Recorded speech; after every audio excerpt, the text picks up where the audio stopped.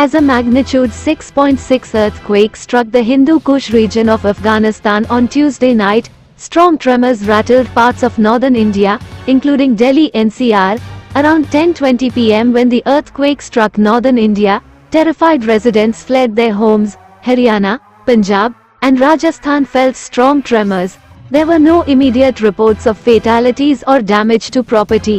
According to a report from the National Center for Seismology, the earthquake in Afghanistan had a magnitude of 6.6 and occurred 133 kilometers southeast of Fayzabad.